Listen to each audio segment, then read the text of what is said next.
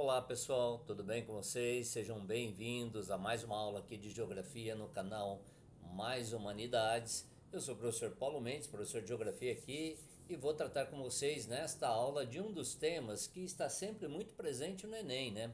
Vou falar sobre a estrutura fundiária brasileira, falar sobre a relação entre a estrutura fundiária e a questão da violência no campo e trazer, né, aquilo que a Constituição brasileira diz a respeito sobre a reforma agrária. Aqui eu botei um mapinha, que é um atlas da questão agrária brasileira, que foi produzido pela Unesp em parceria ou financiado pela FAPESP. Do outro lado tem, né, uma charge do Angeli falando sobre a questão da terra no Brasil, né? Uma ironia em relação ao não entre, tudo é propriedade particular. Então vamos entender um pouco melhor aí como é que funciona essa questão da estrutura fundiária, como é que ela se relaciona com os outros aspectos, né, do Brasil, e como é que isso afeta a dinâmica no campo e obviamente a dinâmica na cidade também, tá certo? Então é isso que eu vou entregar nesta aula. Muito bem, então nesse primeiro momento, vamos lá, deixa eu achar um lugarzinho para mim aqui. Quando eu vou falar, por exemplo, sobre questão agrária ou geografia agrária, tem um conjunto de termos que eu preciso dominar. Então eu comecei aqui listando para você, né, uma espécie de um glossário ou uma espécie de um vocabulário mínimo, né, para nós podermos começar aqui esse trabalho. Então, estrutura fundiária. O termo estrutura fundiária significa a forma como a terra está distribuída, a forma como as propriedades rurais, né, estão distribuídas num determinado país, ou estão divididas. A terra, basicamente, ela vai ser dividida em pequena, média e grande propriedade. As pequenas propriedades, minifúndios. As grandes propriedades, latifúndios. É isso.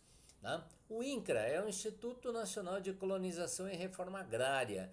Então, o INCRA é um órgão do governo federal que é responsável pelo levantamento das informações sobre as propriedades rurais. Ele é responsável também pela realização das desapropriações das terras e pelo assentamento dos trabalhadores rurais sem terra.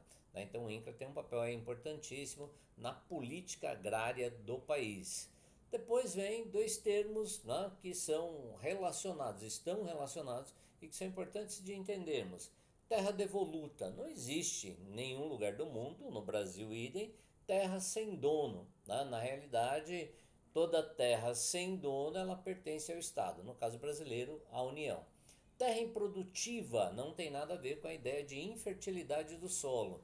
Terra improdutiva é aquela terra que não está sendo utilizada para a produção. Detalhe importante, esclarecimento importante logo nesse início aqui da nossa conversa.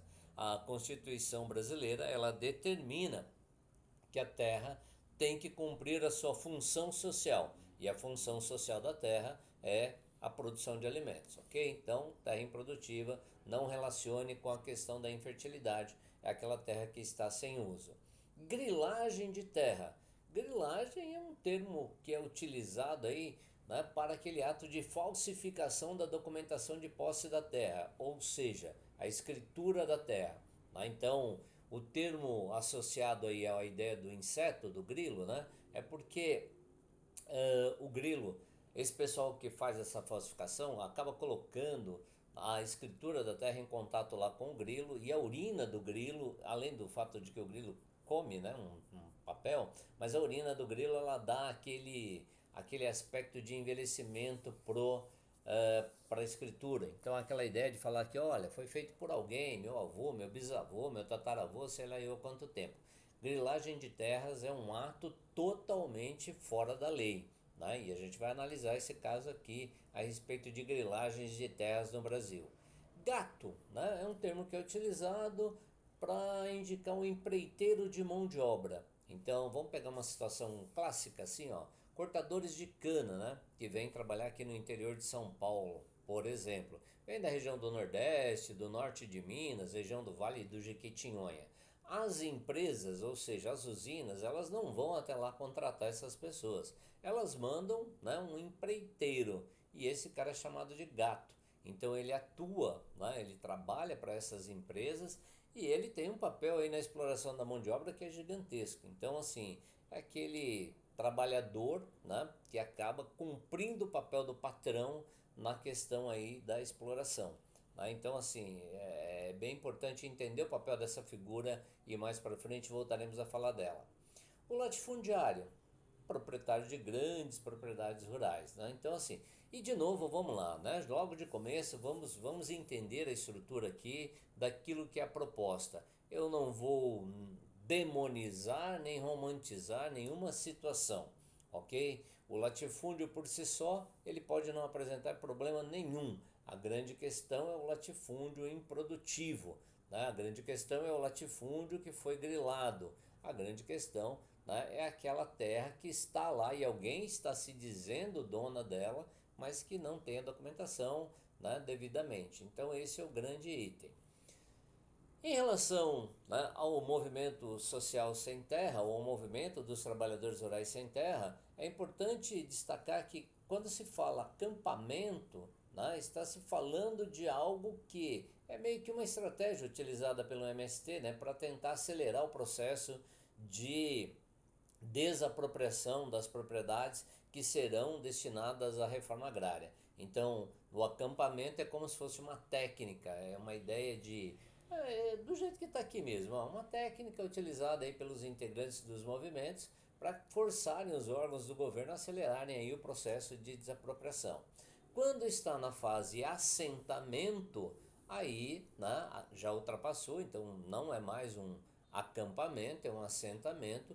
Os trabalhadores conseguiram a documentação da posse definitiva dessa terra, ou seja, a escritura. E aí eles não podem sofrer mais nenhum tipo de ação de reintegração de posse, ou seja, de serem retirados da área. Estamos terminando. E por fim, o uso capião. Né? O uso capião é uma lei, é um direito que o indivíduo adquire em relação à posse de um bem móvel ou imóvel em decorrência da utilização do bem por determinado tempo, contínuo e incontestadamente. Então, assim, vamos lá. Né? Isso vale para a propriedade no campo, isso vale também para a área urbana, né? Mas lá no campo, vai, aquele cara que é posseiro, ele tem a posse da terra durante muito tempo, tal, mas ele não tem a escritura, tá? Então, assim, na medida em que ele entre com uma ação através do uso capião para adquirir a posse definitiva ou a escritura dessa terra, vai ser analisado pela justiça e se a justiça entender que ele tem direito, né, ele vai receber isto, tá? Então, na prática, né, esse que o possuidor que quer pedir uso capião realmente esteja no imóvel com a intenção de posse, explorando o bem sem subordinação a quem quer que seja, com exclusividade, como se proprietário fosse. Então, e na área urbana, como é que funcionaria isso? Pensando em alguém que ocupou uma área ou invadiu uma área, né? Aí a terminologia vai ficar por sua conta, não vai alterar nada na intencionalidade daquilo que eu quero dizer aqui, tá? Então ele invadiu uma área pública, ele construiu lá a casa dele e mora lá há mais de 10 anos, por exemplo, tá? Então essa área é irregular. Então uma das maneiras de regularizar esta área é através do uso capião. Na medida em que a justiça entender que aquela pessoa é proprietária daquela área, vai reconhecer a ela o direito de posse. E a partir daí a coisa fica mais tranquila no sentido dele poder fazer, né, intervenções nessa área. Então, no caso do uso capião, é esse direito.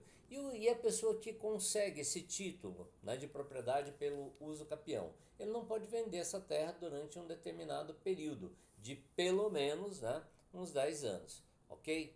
Dito isso, vamos lá. Aí quando eu olho para o campo brasileiro, eu também tenho que me lembrar que existe uma coisa chamada relação de trabalho. Então aqui tem uma tabelinha, né, de mão de obra rural no Brasil, as formas de trabalho. Aqui tem uma questão do percentual do total, né, então do total de trabalhadores e, né, do percentual deste item frente a esses trabalhadores. Então vamos lá, ó, tentando entender um pouco.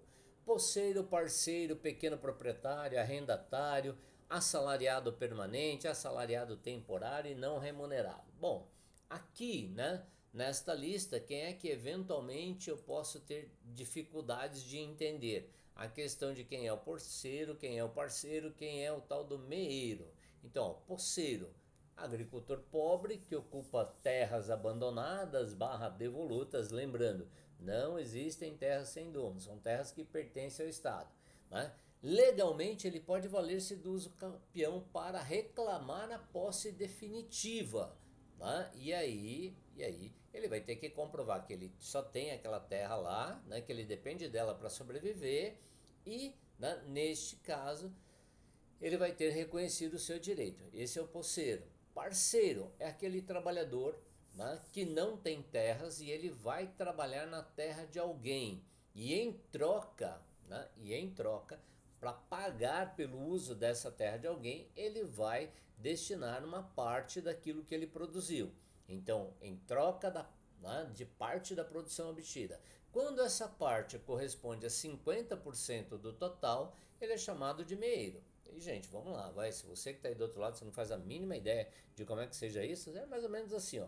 Você tem terra e eu não. Tá? E aí eu vou atrás de você e falo assim, olha, né, quero produzir, mas eu não tenho terra. Você me cede a sua terra e eu entro com todo o equipamento, todo o material, tudo que é necessário lá. No final da produção, como eu não tenho dinheiro para te pagar, né, porque aí eu seria um arrendatário, eu te pago com produção. Então, 20%, 30%, até 40%. Quando chega a 50%, aí eu sou meeiro, né? Ou seja, eu sou muito explorado, ok? O meeiro é aquele trabalhador, então, desprovido de terras, que oferece sua mão de obra e seus equipamentos em troca, né, da metade da produção, então conforme acordo firmado com o proprietário da terra. Para caminharmos para o fim aqui, o arrendatário é quem está alugando a terra, né? Então, no caso, ele vai pagar em dinheiro, contrato feito como qualquer outro contrato de locação, né? Então, 5 anos, 2 anos, 10 anos é esse aí. E quanto vai se pagar de aluguel por alqueire de terra ou por hectare de terra e por aí vai. Assalariado permanente, não é que exista alguém que seja permanentemente assalariado. A diferença aqui é entre o vínculo empregatício, né? Então eu tenho o assalariado permanente e o temporário. O permanente é aquele cara que foi contratado, né, até que uma das partes não queira mais. Então, ou ele é mandado embora ou ele pede as contas, mas ele tem registro em carteira, eles têm os direitos legais. Onde está o problema? Nos assalariados temporários. Por quê? Porque eles são contratados, né, por dia ou por empreita, ok? Então, eles geralmente são os boias frias, para simplificar, né? Eles normalmente moram nas periferias das pequenas cidades, né? E se deslocam diariamente para o campo para trabalhar lá no campo. Então, por isso, boia diz respeito à comida, né? Então, neste caso específico, como ele sai muito cedo de casa e vai trabalhar, ele leva essa marmita. E aí, como não dá para esquentar a marmita lá no campo, ele acaba comendo comida fria, por isso, boia fria. E os não remunerados, né? Os trabalhadores não remunerados são quem na prática? São aqueles caras que integram a família. Então, né, algum familiar do trabalhador. Então, mulher, filhos, outros dependentes que ajudam aí na produção. Então, no Brasil, nesses dados aqui, olhando para as estatísticas do INCRA, né, tinham 654.615 poceiros, que corresponde a 4,2%, parceiros 2,3% do total, pequenos proprietários 2 milhões e 400, 15% do total, arrendatários nesse momento 0,8, hoje já cresceu, né, esse número, assalariados permanentes 970 mil, né, assalariados temporários 6 milhões e 800. Então a maior parte aqui, ó, de assalariado temporário, o que indica uma precariedade, certo? Mas vamos lá, qual é o tema mesmo da aula proposta aqui? O tema é a estrutura fundiária, analisarmos a estrutura fundiária brasileira, verificarmos qual é a relação dessa estrutura fundiária com a questão da violência no campo e também olharmos o que diz a Constituição brasileira a respeito, né, da reforma agrária. Então vamos lá, ó. Primeiro momento aqui é olharmos um pouco, né, essa questão do uso das terras. Então, a superfície dos continentes, a Terra tem 511 milhões de quilômetros quadrados. Nossa, mudou sua vida agora, né? Tô brincando, não mudou nada. 130 milhões de quilômetros quadrados é a superfície dos continentes. É claro que aí, dependendo da latitude, dependendo das condições, nem todas as terras são agricultáveis, obviamente. As terras agrícolas correspondem a 14,9 milhões. 14,9 milhões num território menor do que o da Rússia. 14,9 milhões, um território quase que, né, não daria duas vezes o território do Brasil. O Brasil tem 8 milhões e 500 mil. Então, ó, conforme observa-se, as terras utilizadas pela agricultura, elas somam menos de 20%, né? Menos de 20%. Elas somam 14 milhões de quilômetros quadrados dos 130 milhões de quilômetros quadrados. Bom, isso tem lá, disponível para agricultura. No caso, né, do gráfico ao lado, estoque de terra arável. Estoque de terra arável é aquela terra que você pode usar para agricultura. Então aí o que nós temos, né, em termos gerais? Se nós pensarmos em milhões de hectares, o Brasil tem lá, né, mais de 250 milhões de hectares de terra arável e, né, pouco mais de 60 milhões estão utilizados. O restante está disponível. E quando se fala de terra, estoque de terra arável, né, está se falando daquela terra que poderia ser utilizada diretamente para a agricultura, sem fazer, né, nenhuma devastação, sem fazer nenhum corte de árvores ou invadir algum bioma aí especificamente, tá? Aí nós vamos então olhar para um dado de 96. Por que olhar para um dado de 96? Nós vamos olhar aqui, ó, três tabelas, uma de 96, uma de 2003, não, quatro. Uma de 96, uma de 2003, uma de 2010 e alguns dados de 2017, quando foi feito o último censo agropecuário no Brasil. Então veja, ó, nesta tabela aqui, essa primeira coluna diz respeito ao número de imóveis rurais. Então lá em 96 o Brasil tinha 3.066.390, né, imóveis rurais registrados, né, e isto totalizava 331.364.001 hectare, ok? Então, ó, com menos de 10 hectares, 947 mil. Então, 947 mil imóveis correspondiam a 31% do total de imóveis e ficavam lá com 4 milhões de hectares. Então, isto correspondendo a 1,4% da área total agricultável no Brasil.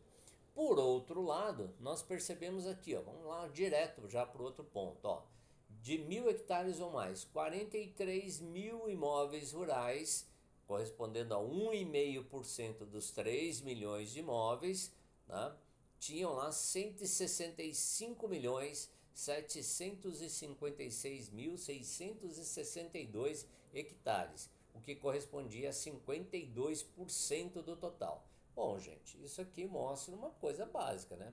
A concentração de terras no Brasil é assustadora.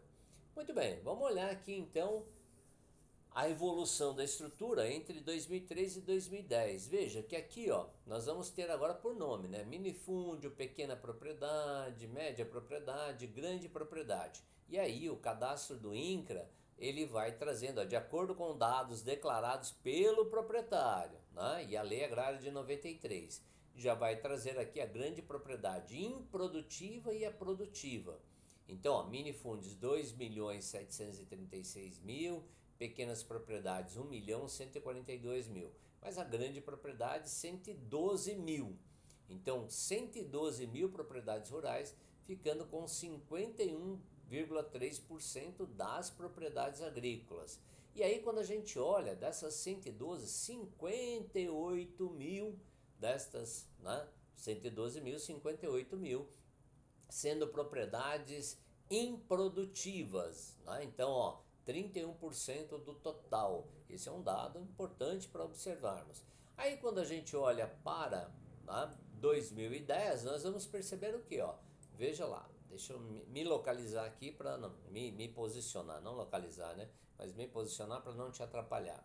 Quando eu olho para os minifúndios, ó, houve um aumento do número de minifúndios, de 2 milhões para 3 milhões, da pequena propriedade de 1 milhão e 100 para 1 milhão e 300 e da grande propriedade de 112 para 130 mil.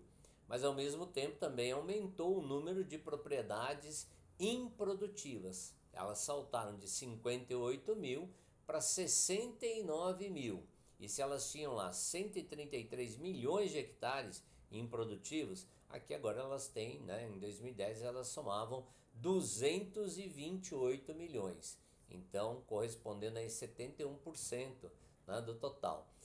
Isso é impressionante, né? Então esses dados do INCRA, eles mostram para a gente uma coisa fundamental, né? Que houve uma expansão da concentração fundiária no Brasil no período 2003-2010. E na medida em que há um aumento da concentração fundiária, nós todos já sabemos o que é que pode acontecer, né? Então vamos lá, ó. Eu não falei nada a respeito de outros lugares aqui, mas vamos só retomar. Então, ó, isso aqui está o estoque de terra arável no Brasil, e o Brasil ainda tem uma grande parte do seu estoque de terra arável não utilizada. Não é o caso, por exemplo, da Índia, não é o caso da China, não é o caso dos países da União Europeia, muito menos da Tailândia, né? E até em relação aos Estados Unidos, o Brasil está muito melhor posicionado neste quesito. No entanto, quando nós observamos, né? Então, pegando lá 2010, olha o que a gente vinha lá, grande propriedade rural, 130 mil propriedades rurais com 55% das áreas, né, agricultáveis no Brasil. E os minifúndios e as pequenas propriedades com 8 mais 15 aqui, ó, nós vamos ter, né, por volta de, daria quase 23, dá 22, né, por cento, 23 para ser mais exato, 23,5%, né, das áreas. Então há uma distinção. Aí, observando os dados de 2017, então o último censo agropecuário do IBGE, ele contabilizou 5.073.324 estabelecimentos rurais, ocupando uma área de 351,3 milhões de hectares. E aí nós vamos tendo o quê? Né? Ocupação por atividade. As pastagens, né, ocupavam 159 milhões de hectares, as lavouras e florestas plantadas, né, ocupavam 65 milhões de hectares, e a gente percebe a confirmação.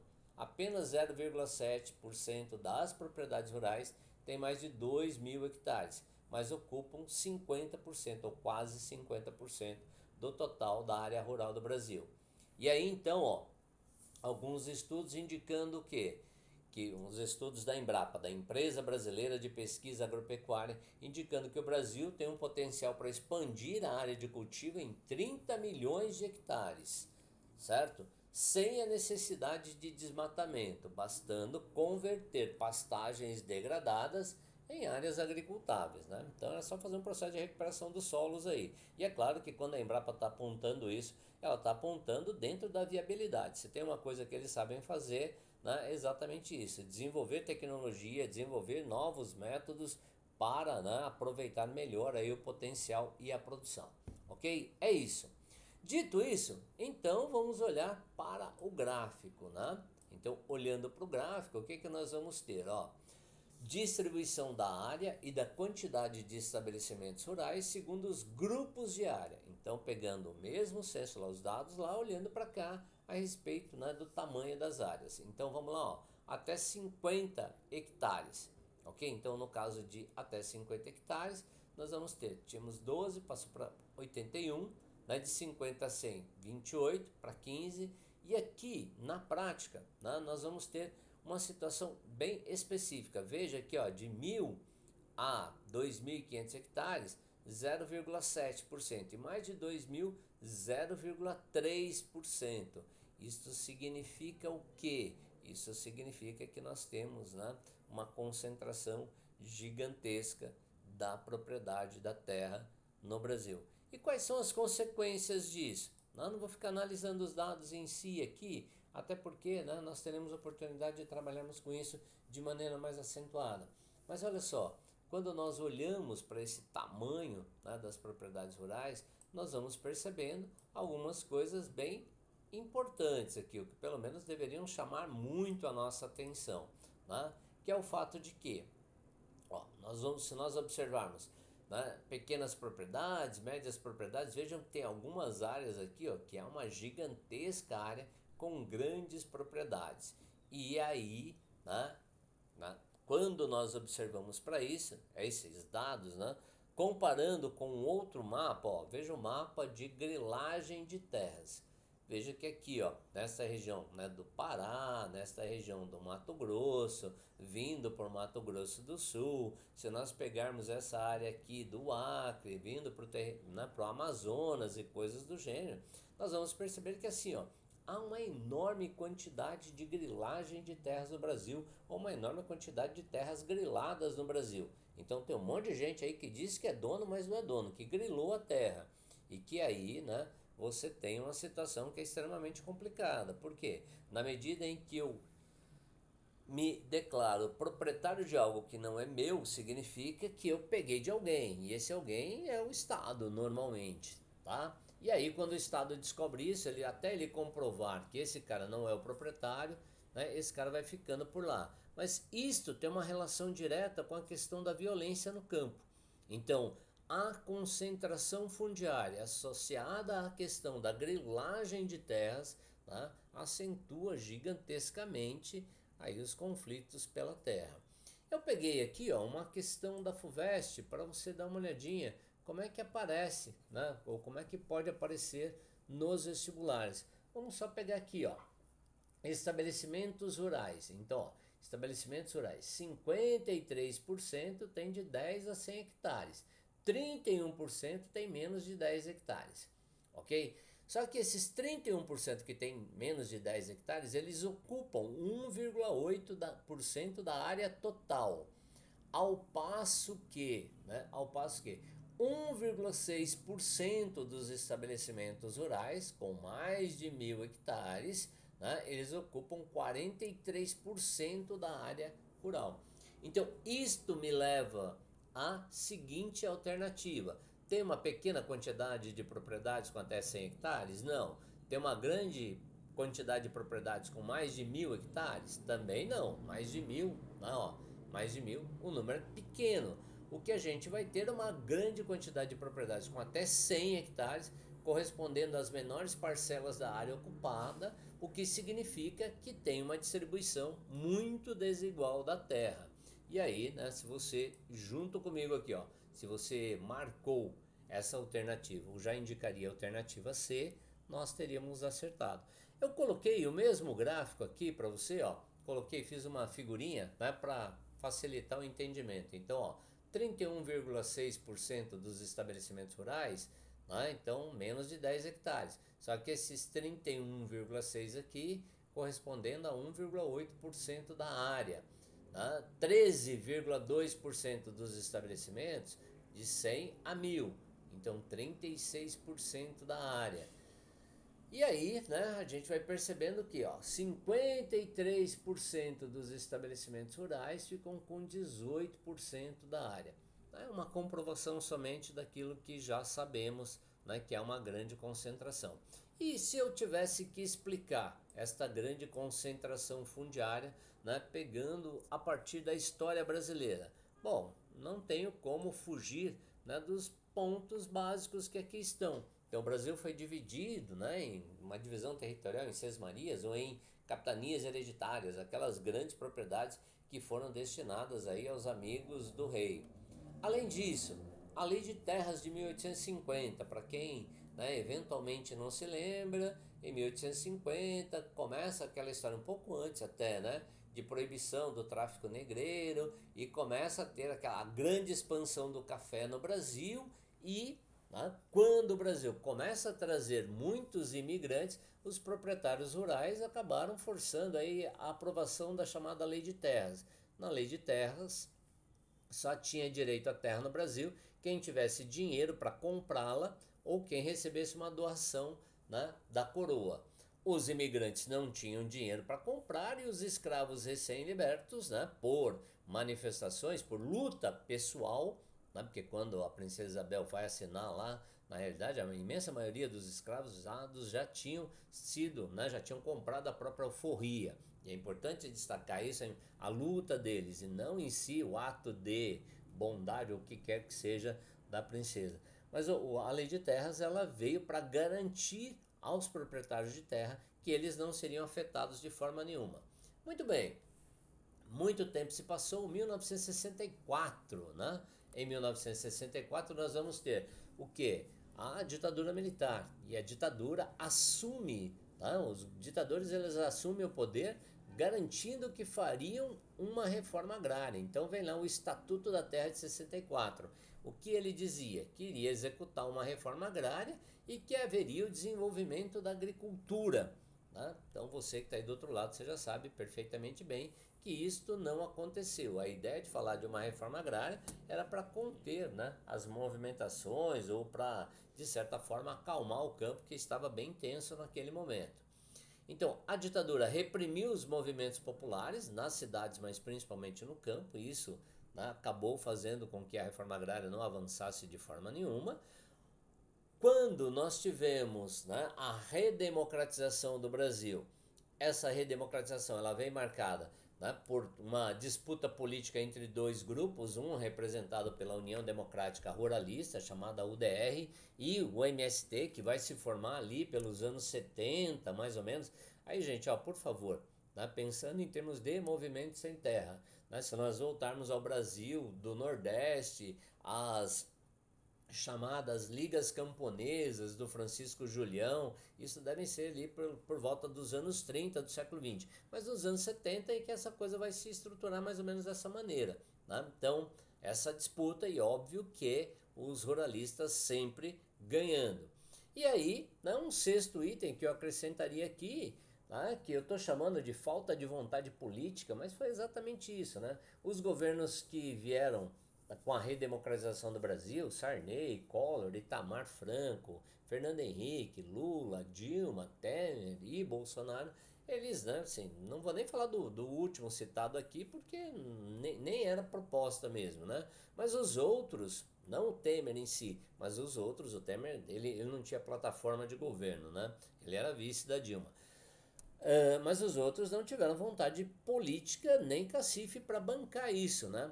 Bancar isso o quê? Bancar a realização de uma reforma agrária que estava escrito na Constituição brasileira, quer dizer, de fazer valer aquilo que estava lá na Constituição Cidadã de 1988. Então, essa falta de vontade política, né, ela fez quando muito um redistributivismo de terras, mas não foi nada além disso. A gente já entende já já o que vai ser esse redistributivismo, tá certo? Então vamos lá, ó. Pegando aqui do ponto de vista geral, né? O governo Sarney quando assumiu ele pretendia assentar 1,5 milhão de trabalhadores, né? 1,5 milhão trabalhadores rurais sem terra. Então se nós pegarmos Sarney, Collor e Itamar, né, 67 mil famílias foram assentadas. Pegarmos Fernando Henrique, de 95 a 2002, 510 mil famílias. Pegarmos Lula, 2003 a 2010, 640, né, mil famílias aí assentadas. Tem uma questão aqui para ser observada, né, para termos esta questão bem observada por todos nós, que é o seguinte: é, quando a gente olha para essa situação do número de, né, número de famílias aí e todos esses itens, o que a gente vai perceber aqui? Tem uma discussão entre, tá? Uma discussão bastante acentuada entre o MST, né, e o INCRA. Então, atualmente há uma divergência aí. Então, o Censo Agropecuário de 2006 falava lá que haviam 4 milhões de famílias sem terra no Brasil. E atualmente essa divergência ela está aí. Né? O INCRA fala em 80 mil famílias e o MST fala que esse número é de 100 mil famílias. Tá? É esse o grande item para observarmos. Tudo bem? Bom, dito isso, vamos adiante aqui, ó, para a gente poder avançar. Tá? Então, quando se fala a respeito dessa concentração fundiária, nós temos um problema histórico que é um problema relacionado a quê? Né? Que é um problema relacionado à violência no campo. Então, se pegarmos de 2003 até 2017, veja lá, em 2003 foram assassinados 73 trabalhadores rurais. Né? E aí nós vamos tendo aqui, ó, né, um gráfico que vai sendo mostrado em que passa de 73 para 39, depois vai voltar lá para 2017 para 70, né, trabalhadores rurais assassinados. O que a gente tem de maneira geral quando olhamos para esses dados? Né? A gente percebe que assim, a concentração fundiária associada diretamente à questão da impunidade no campo, elas tendem a provocar cada vez mais a violência, tá? Aqui, ó, do lado esquerdo, nós temos, de acordo com os dados do INCRA e de acordo com, né, esses dados foram obtidos lá via Lei de Acesso à Informação, tá? O número terras compradas para a reforma agrária, dados de área obtida em hectares. Então, em 2003 foram 4 milhões e 500 mil hectares, em 2004 4 milhões e 600, em 2005 13 milhões. Veja que em 2005, né, tem uma reduzida aqui. 2003, né? Por que aumentou o índice de violência no campo? De 2002 para 2003 nós tivemos mudança de governo, então sai o Fernando Henrique, entra o governo Lula. E por que aumenta? Porque na realidade a estratégia do movimento Sem Terra foi o quê? De pressionar o governo para a realização de uma reforma agrária. Então, né, um número maior de ocupações de terras ou de invasões de terra aconteceu.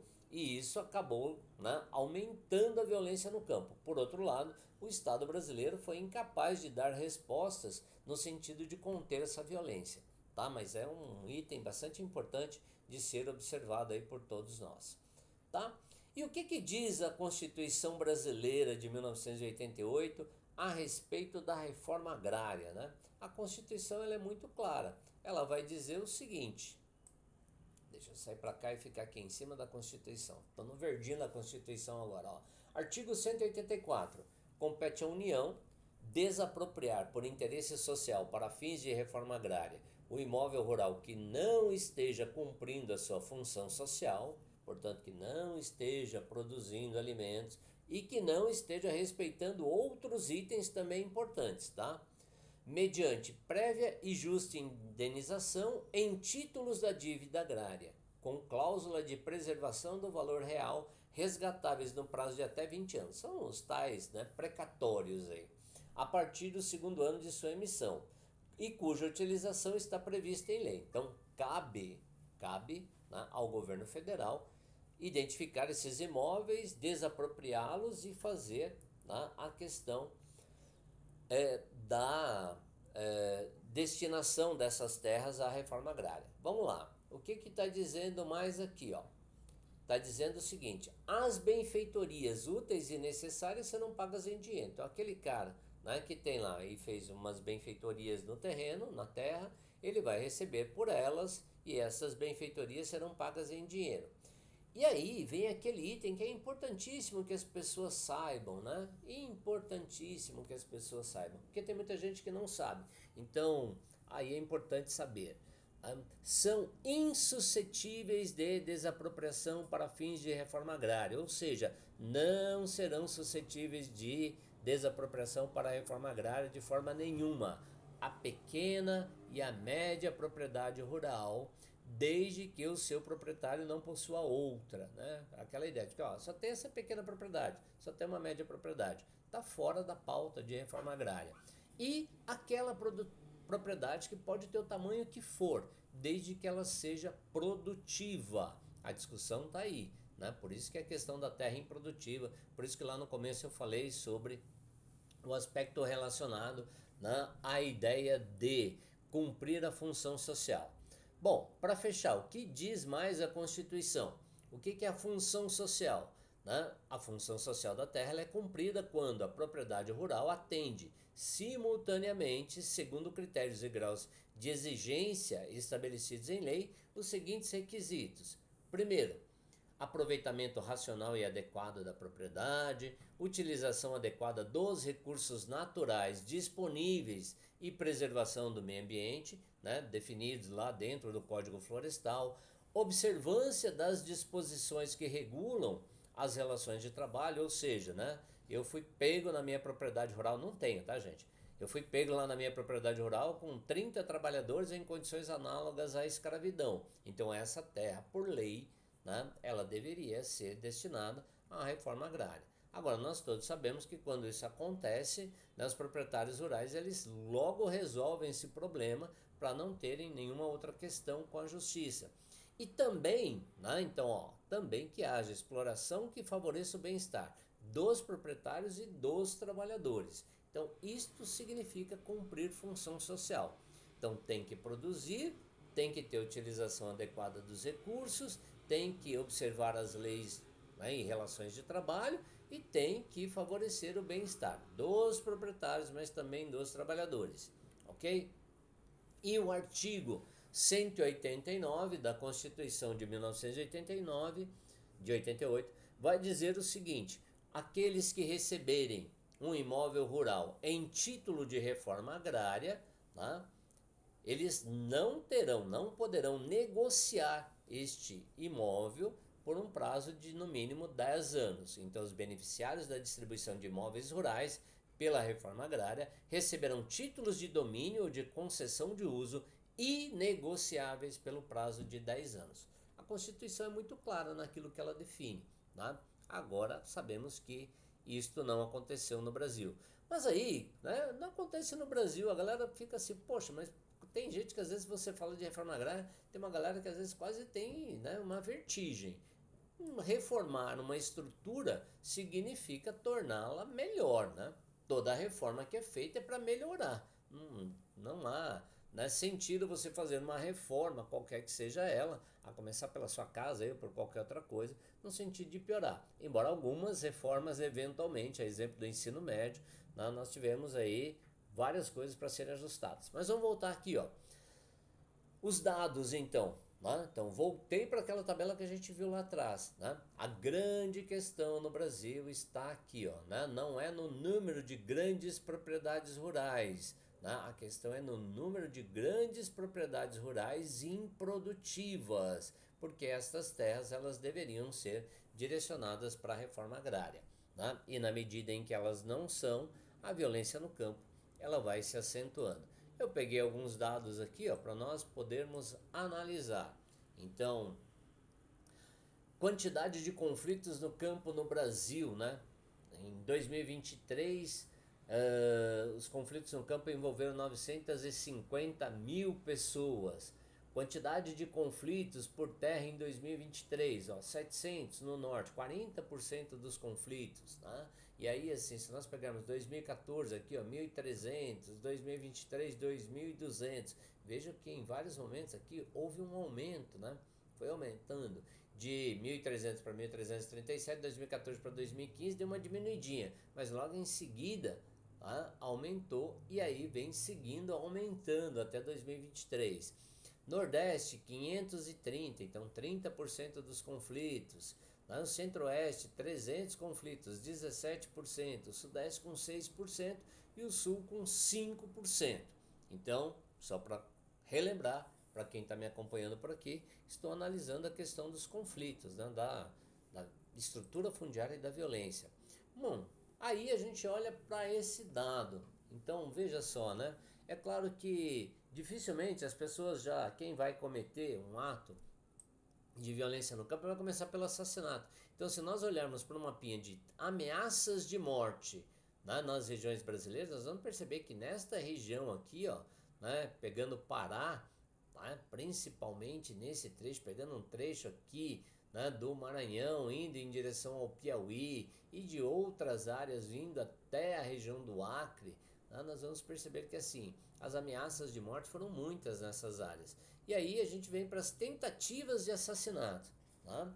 Esses dados, gente, esses gráficos, esses mapas todos, eles estão, né, no Atlas da Questão Agrária Brasileira. Então vale a pena aí dar uma observada. E veja que o número de assassinatos no campo. Então o Brasil é um país violento e o campo brasileiro, infelizmente, é também muito violento.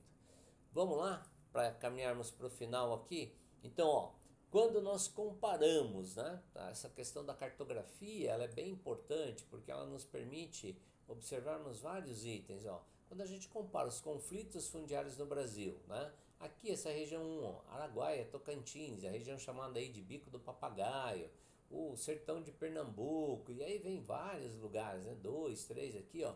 Quando a gente pega nessa, né, em todas essas áreas, a gente pode perceber o quê? Né? Que houve uma falha do poder público em vários níveis. Né? Primeiro, na realização, no combate à grilagem das terras. Segundo, né? Na efetivação de uma reforma agrária que atendesse aos interesses desses, né, trabalhadores que lutam pela terra. Terceiro, em garantir a vida das pessoas, porque até onde se sabe, não se tem que criminalizar o movimento social pela existência dele, muito pelo contrário. Né? A existência do movimento social é fundamental para que você tenha um processo democrático acontecendo, para que você tenha, né, as coisas, as forças, elas se equilibrando, no sentido de que os grupos eles podem existir e eles estão ali disputando aquilo que lhe é de interesse. Agora, na medida em que você tem uma violência acentuada contra um grupo, né, isto é totalmente inaceitável. E aí, então, nós vamos caminhando para o final aqui, ó. Famílias despejadas da terra e famílias expulsas da terra. Veja, famílias despejadas, né? Posse, propriedade de camponeses. Então, ó, quando eu estou falando de posse aqui, eu estou falando de famílias que, num determinado momento, alguém entrou lá, né, com o pedido de reintegração de posse e a justiça entendeu que essa família estava ocupando ilegalmente essa terra ou irregularmente essa terra, ok? E aí ela foi, né, despejada. A justiça determina que o Estado mande alguém, né, nesse caso a polícia militar, para acompanhar essas ordens de despejo, que aí já é uma outra coisa também que a gente precisa observar um pouquinho mais adiante. E famílias expulsas. A expulsão da terra não é feita pelo Estado, a expulsão da terra é feita normalmente por jagunços, por, né, grileiros de terras que acabam contratando empresas aí ou serviços para colocarem para fora esses poceiros que estão no lugar. De todo modo, né, a violência ela se acentua. E ainda, né, para piorar um pouco mais, né, sempre dá para piorar. Então, se nós olharmos aqui, ó, trabalhadores escravizados, né, em denúncias feitas à Comissão Pastoral da Terra de 86 a 2006, né, veja que infelizmente temos presença em basicamente todos os estados brasileiros, trabalhadores escravizados libertados pelo Ministério, né, do Trabalho e Emprego entre 86 e 2006 e trabalhadores escravizados, aqui pegando os dados, cruzando os dados dos dois itens, né, da CPT, que é a Comissão Pastoral da Terra, um órgão ligado à Igreja Católica, e o Ministério do Trabalho e Emprego, que é, né, ligado ao governo federal. De toda forma, o que nós percebemos? Né? Que o Brasil, vamos retomar, que o Brasil, que tem uma enorme concentração fundiária, né, que prometeu há muito tempo fazer uma reforma agrária, que não fez essa reforma agrária, embora isso esteja lá no texto constitucional, o Brasil também tem sido ineficiente em garantir às pessoas o seu direito à sobrevivência. O Atlas da Violência no Campo, entre 2007 e 2017, ele vai trazer várias coisas bem importantes para a gente, né? Veja, ó, os homicídios cresceram 75,4% no campo. Né? Nos centros urbanos o crescimento foi de 40%. Cresceu nos dois lugares, mas o campo cresceu muito mais. Taxa de homicídio, né? 10,2% maior em áreas de assentamento rural, 15,9% maior em territórios indígenas, 18,7% maiores em terras pertencentes aí. Deixa eu só pegar o dado correto aqui, né? Em terras pertencentes, fugiu, a áreas griladas, ok? Então vamos voltar aqui, ó. Condicionantes da violência no campo: pressão fundiária sobre os territórios ocupados, exclusão socioeconômica, precariedade educacional no trabalho e por aí vai. Então a taxa de homicídio, né, de homicídios nos municípios rurais aumenta, né, e o conflito fundiário é um negócio importante.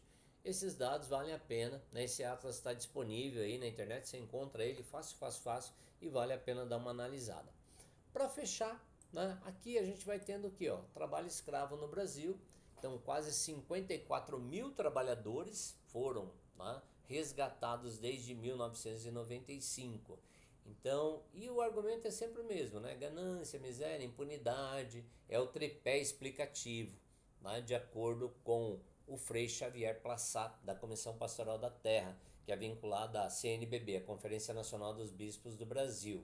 Tá? Do que ele está falando? Ó, 18 mil trabalhadores no norte, 13 mil no centro-oeste, 10 mil no nordeste, 9 mil no sudeste e 2.696. Pô, galera, você que está aí me vendo, né? Nós estamos em 2025.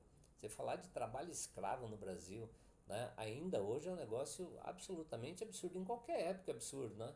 Mas agora, mais ainda, dado todos os níveis que a gente tem aí de informação, né, de capacidade e a gente percebe que assim, né, o poder público muitas vezes ele continua sendo incapaz de garantir a essas pessoas direitos básicos, como por exemplo o direito à liberdade, o direito a um trabalho decente, por aí vai. Bom, mitos, né? Aquela galera que fala que reforma agrária é coisa de comunista. Eu não vou nem entrar nesse mérito porque, né, para mim não faz o menor sentido quem afirma isso. Então, ó, quem já fez reforma agrária? O Japão já fez reforma agrária, né? Qual era o objetivo da reforma agrária? Olha só, né? Qual era o objetivo? Modernizar, né, o Japão. E ele se modernizou. Né? Vamos lá, quem mais fez? Coreia do Sul fez reforma agrária. Né? Qual era o objetivo, né, desta reforma agrária? Também modernizar, também reduzir tensão no campo, também, né, tornar o país um país melhor para aquelas pessoas que queriam produzir a partir do campo. Quem mais fez? O México fez. Né? Então vamos só pegar ó, o Japão na década entre 46 e 50, a Coreia entre 49 e 50, o México lá em 1917, então foi um processo marcado, né, por uma revolução, pela Constituição, que estabeleceu aí as bases para esse processo de distribuição, que permaneceu durante um bom período. Quem mais fez isso? Né? Quando a gente olha aqui do ponto de vista geral, quem mais fez reforma agrária? Vamos olhar lá. Ó. No caso europeu, né? Quando a gente olha para o caso europeu, nós vamos ter o quê? União Europeia, área agrícola por país em 2013, aqui são 174 milhões de hectares nos campos, e aí você tem, né, tamanho médio das fazendas. Tamanho médio das fazendas, gente, olha, 23 hectares, 3,6 hectares, 27 hectares, 17, 16, 12 e tal. Eu não vou nem pegar o país, né? Vamos pegar na Espanha, 23, na França, 27, na Alemanha, 16. Então, ó, o que isso mostra pra gente? Que, né, a base da produção agropecuária, ou a base da estrutura fundiária europeia é formada por pequenas propriedades, pequenas e médias propriedades quando muito, tá certo? Então, assim, aquela ideia das grandes propriedades não vai rolar. Itália fez a sua reforma agrária na década de 50, então também movida pelo quê? Pela ideia da disparidade econômica entre o norte industrializado e o sul agrário. Né? E por fim, aqui, ó, Irlanda. Então eu peguei um conjunto de países, né, a julgar pelos países tanto da Europa quanto, né, da América Latina, passando pela Ásia, no caso do Japão e da Coreia, mas poderia falar até dos Estados Unidos, né, que também fizeram reforma agrária. Então, quando a gente olha aqui, ó, então essa ideia de desfazer mitos, né? Os países que realizaram reforma agrária, eles elevaram seu nível de desenvolvimento socioeconômico. Não houve uma redução desse nível de desenvolvimento. E, por outro lado, em contrapartida, aqueles países que não realizaram, eles mantiveram estruturas extremamente concentradas e, portanto, assim, extremamente complicadas. Então, Estados Unidos, Alemanha, Espanha, França, Itália, Inglaterra, os países escandinavos, Irlanda, Japão, Israel, fizeram a tal da reforma agrária. Então, reformar o sistema é necessário quando o sistema não dá conta de atender aí necessariamente aquilo que se quer, aquilo que se necessita, né, para a maioria da população.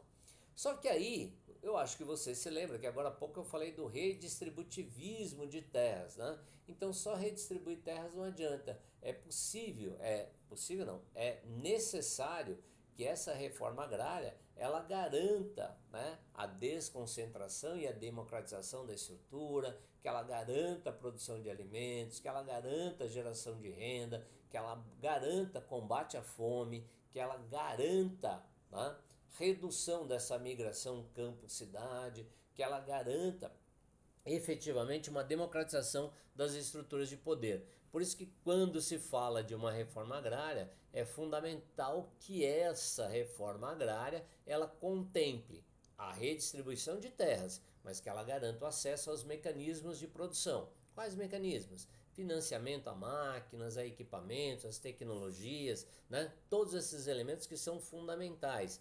Além disso, né, garantia de preço mínimo aí para os pequenos produtores rurais, para que eles possam, né, garantir a produção, para que eles possam, ao final da produção, que é bem complicado, né, para o pequeno produtor, é muito complicado isso, você trabalha muito tempo, dependendo das condições climáticas, dependendo lá somente da sua força de trabalho, é bem complicado. Então, ter garantia de preço mínimo é fundamental, porque quando esses caras colhem a sua produção, eles não têm como guardá-la para esperar o melhor momento do mercado para vendê-la, né? Para fechar aqui, ó, garantia de inserção desses trabalhadores, né, no mercado de trabalho. Então, por exemplo, formar cooperativas de trabalho, aprimorar o serviço, né, transformar esses recursos primários aí em alguns já manufaturados, portanto você tem um maior valor agregado. É essa a ideia que se tem, tá? Eu peguei aqui, ó, algumas questões que podem aparecer para vocês, a exemplo do Enem, né, para a gente resolver aqui rapidinho, ó. Confusão fundiária na Amazônia é uma herança histórica. São 4 séculos de ocupação territorial desordenada. Uma das esperanças é o programa Terra Legal, lançado em 2009 pelo governo federal. Esse grupo de famílias que está descrito aqui, ó, né, entregar títulos a 150 mil famílias de pequenos agricultores. Quem são eles? São meeiros? Não. São grileiros? Não. São os poceiros, né? Então é aquela galera que está lá, mas que não tem o título de posse da terra. Um outro lá, ó, peguei o Enem. A crescente conscientização sobre os efeitos do modelo intensivo de produção adotado de forma geral na agricultura tem gerado também uma série de reações, né? Modelo intensivo, alta mecanização, todo esse processo aí que está muito ligado ao agronegócio. E aí a gente está falando aqui, ó, né, de fato, a agricultura está cada vez mais pressionada pelo conjunto de relações que mantém com a sociedade em geral, sendo emergente o que comumente se denomina questão ambiental. E aí ele está dizendo no final do texto aqui, né, que não só da atividade agrícola em si, mas que, né, afete de maneira geral a todo o entorno no qual a agricultura está inserida. Então o texto faz referência a um tipo de pressão da sociedade contemporânea sobre a agricultura. Essa pressão objetiva a transformação, né, na atividade agrícola. Então tem que ampliar as políticas de financiamento para a produção transgênica? Não. Tem que modernizar o modo de produção focado na alta produtividade da terra? Tem que expandir o agronegócio? Tem que promover práticas destinadas à conservação? Ou tem que inserir, né, inserção de modelos orientados ao uso intensivo aqui de agroquímicos, né? Então, na prática, o que ele está dizendo lá no texto? Tem que promover práticas destinadas à conservação, porque ele está falando, ó, né, tem uma série de reações, e essas reações aí, né, tem que levar à conservação. E para fechar, o último item aqui, né, da Cora Coralina, ó, o Cântico da Terra. Eu sou a terra, eu sou a vida. A ti, ó lavrador, tudo quanto é meu. Teu arado, tua foice, teu machado. O berço pequenino de teu filho, o algodão de tua veste e o pão da tua casa. E um dia bem distante a mim tu voltarás, e no canteiro materno de meu seio, tranquilo dormirás. Plantemos a roça, lavremos a gleba. No contexto das distintas formas de apropriação da terra, o poema da Cora Coralina valoriza o quê? A relação entre grileiros, meeiros, camponeses, indígenas ou latifundiários. Ela está falando aqui, né, da questão dos camponeses e do uso da natureza. Tá certo? Eu termino por aqui essa aula, eu espero que eu tenha contribuído contigo, né? Então, para entender um pouco melhor essa questão da estrutura fundiária brasileira e dos aspectos todos que estão envolvidos nela. Lembre-se, questão fundiária é um assunto que está muito presente no Enem e nos vestibulares. E aí é importante que você conheça. A sua posição política pouco vai importar nisso, mas é importante que você conheça do ponto de vista daquilo que diz o texto constitucional e daquilo que diz a realidade. Tá certo? Bons estudos para você, fique bem, que possamos nos ver em breve aqui num outro momento nessa discussão. Tá? Se você não é inscrito no canal, se inscreve, né? Curte, divulga aí, que isso vai nos ajudar bastante. Um grande abraço, fique bem, bons estudos e até uma próxima.